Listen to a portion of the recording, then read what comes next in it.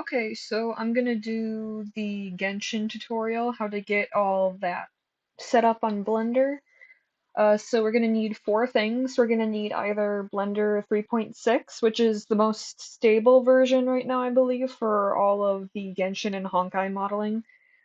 So you need either Genshin or Blender 3.6, or this thing called Goose Studios, which is also kind of just a break off, a fork of Blender, but I've just had better luck with Goose Studios when it comes to Genshin and Honkai models, just the setup, loading faster, etc. So I bought Goose Studios back in December. I personally think it's really worth it to support the creator too. So I would definitely recommend getting Goose Studios 3.6 for this, but this tutorial is also just applicable for regular Blender 3.6, which you can download for free on their website or on Steam, I believe.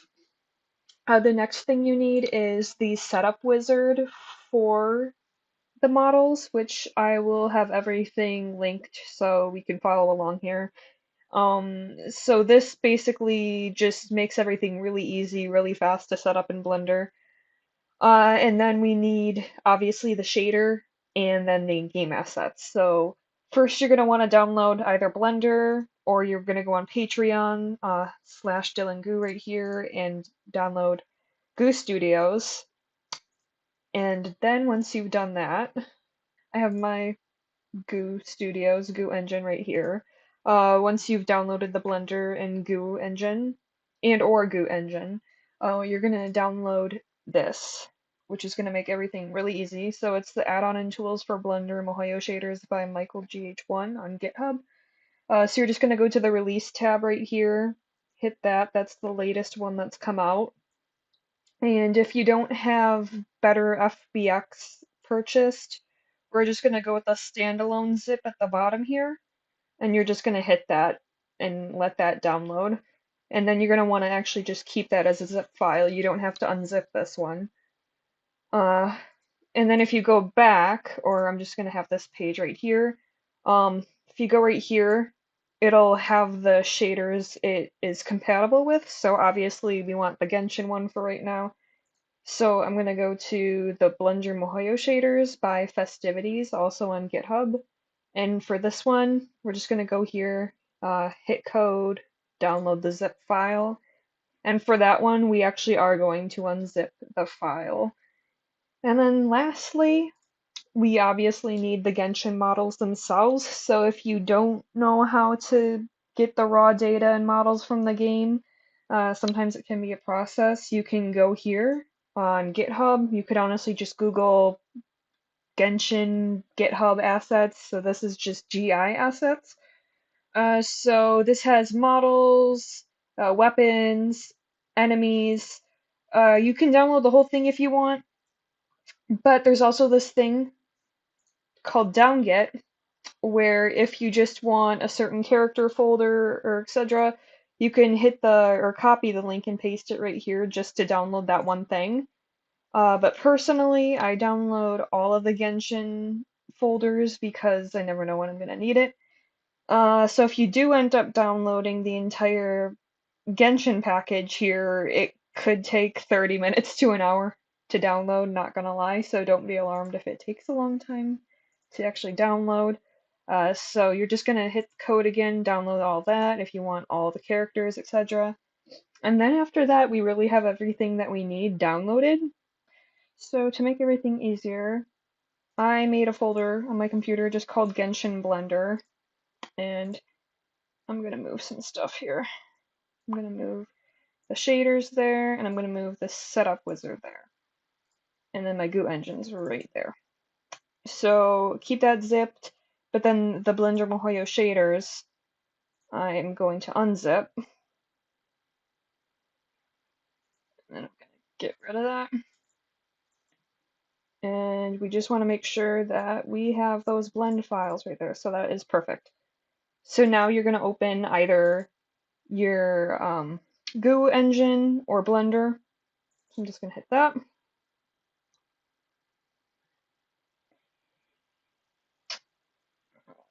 Save settings. If this is your first time using Blender, just gonna click out of that. I'm going to hit the A key to select everything in the frame, and then the delete key to get rid of it all. And then we're going to hit Edit, Preferences, Add-ons, Install, and then I'm going to go to where my Genshin Blender folder is, or your downloads, and then there's that zip right there of the wizard. And it should pop up once it's downloaded. Yep. Hoyoverse, enable the add-on till the check mark's there. And so we're good with that. Then we are going to hit the N key to open up the side panel right here. And we're going to look for Genshin Impact. And then for the first time we do this, or any time, but the first time there's a few more steps, we're going to hit run the entire setup. But if you want rigging for your characters, automatic rigging, you can have this, but personally I don't like the XP rigging, so I'm going to personally just get rid of that. So I'm going to run the setup, and then we're going to find our character folders. Okay, so this is the GitHub Genshin Assets folder. Open that, Models, Characters, and you can select any character. For this, I will go with Candace. And it just needs the character folder, so once you're in a character folder, you don't have to select anything in here. We're perfect where we are, so we're just going to hit select character folder.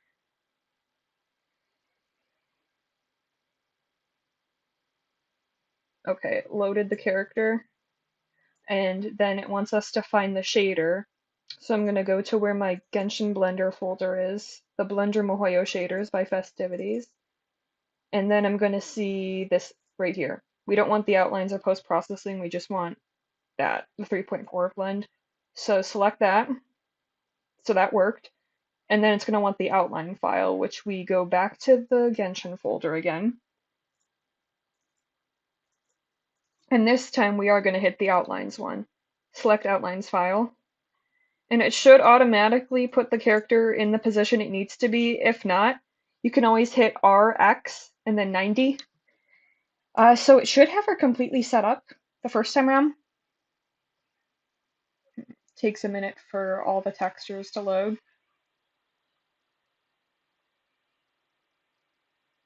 That's perfect. There she is right there. But after you do finish every character, you should hit A to select everything. Actually, I need to re-enable that skeleton. A to select everything, and then you want to hit finish setup. And that'll happen sometimes, whatever. I'm not too concerned about that because it doesn't really do anything detrimental. So really that's it. That's the character right there. And when you do go to import a character again after you finish this setup, you don't need to find the shader or outline file again. You can just stick to the character folder, which is nice. So this is only a first time use type thing. So assuming you're not familiar with Blender, or this is your first time working on this type of project, this panel right here, so this stuff just comes with the shader. You can leave it be, or if you want to, let's say you want the shading in front of the character, you can move the light direction around, which is kind of nice. And that's all that really is. You don't have to touch that. You can hit that if you'd like, but. And then the skeleton, I personally don't like the octahedral view, so I usually go to Data, Viewport Display. I do Stick, but you also maybe want them in front. And then you're going to go to object mode with the skeleton selected and hit pose mode. So it's pretty much self-explanatory. Just hit the bones and see what the names are. So clavicle, obviously I'm moving her shoulder, forearm, there's that. The twists you don't really need to touch because, yeah, it just really doesn't do too much. Oops. Okay. Hip or thigh. Yep. And that's pretty much it. There's a lot of bones to the characters because of their outfits mostly, but um, another thing to note, I guess, especially for Genshin characters, is their eyes have two bones. So let's say I wanted her to look over here, and let's say I wanted her to look more surprised, you could say, that type of anime surprised look. With the second one, AO2, you can actually change the size of the eye without actually messing anything up, like the position. So that's kind of a cool tool. Um, and yeah, that is the basic idea of setting up Genshin characters. Really easy. Also, something else to mention about the Genshin models, really easy to do facial expressions. I know it's kind of, when you're looking at this, you're like, you can't really do anything with the face, with these bones, but you don't need the bones for the faces. You could just hit the face right here, or actually, it's just body now. So you just hit the mesh. So you just hit the skeleton and hit this right here, body, or you could just actually hit the body itself. And in this data tab right here, we see these things called shape keys, and we can just hit those. So let's say I wanted her to look angry. There it is right there, brow angry. I can slide that down. We see it moving. Uh, Mouth fury. You could do that, which moves that. Angry, angry. That doesn't look angry to me. Yeah, there's that. Angry. Let's see. Eyes. Anything for angry for eye. Eye hostility. So I could do that kind of thing. Um, so you do not need to use the bones. The right here, data shape keys, you can use that for the facial expressions. Also, it's like let's say you wanted to animate with the facial expressions. Same for the bones too, honestly. What you would do is you could pull this up right here. Let's say I want to start at 0. I want her to start angry. This value right here, I just hover over it and hit the I key on the keyboard. Let me see where else I did it. There's angry there. I, I, I think that's everything. The value change, yep. Okay, and then like let's say I wanted her face to go back to normal at the 10-second mark. Then I would change the value back to 0, or whatever value you need for your project. 0, I, angry, I, and that's apparently already at 0. Okay. And where's the eyes?